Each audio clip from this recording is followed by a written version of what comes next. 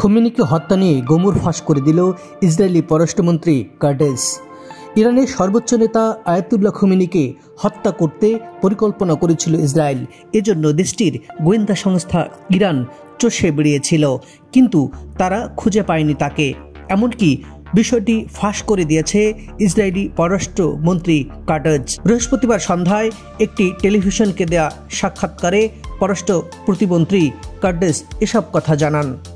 সাক্ষাৎকারে কার্টেজ বলেন, ইরানি নেতাকে মৃত্যুদণ্ডের জন্য চিহ্নিত করা হয়েছিল, কিন্তু বাংকারে লুকিয়ে থাকার পর ইসরায়েল তাকে খুঁজে পায়নি।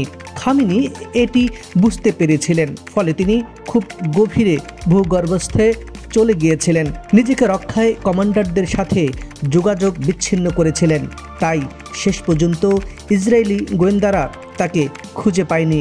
ফলে বিষয়টি এত সহজ ছিল না। তিনি আরও বলেন, ইরানের সাথে 12 দিনের সংঘাতের সময়ে ইসরায়েল ইরানের সর্বোচ্চ নেতা আয়াতুল্লাহ আল খোমেনিকে নির্মূল করার চেষ্টা করেছিল, কিন্তু সুযোগটি কখনো কাজে আসেনি।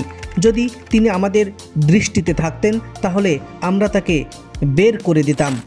তিনি চ্যানেল 13 নামে একটি টিভি চ্যানেলকে আরও বলেন, ইসরায়েল খোমেনিকে অনেক অনুসন্ধান করেছিল, কিন্তু অপারেশন সুযোগ তৈরি হয়নি। শুক্রবার এমন খবর দিয়েছে ইসরায়েলের পত্রিকা দ্য টাইমস অফ ইসরায়েল। মন্ত্রী কার্টেজ আরও বলেন, ইসরায়েল ইরানের সমস্ত পারমাণবিক সমৃদ্ধ ইউরেনিয়ামের অবস্থান জানত না এবং মার্কিন যুক্তরাষ্ট্র আক্রমণে যোগ দেবে জেনেও তারা যুদ্ধে নামেনি।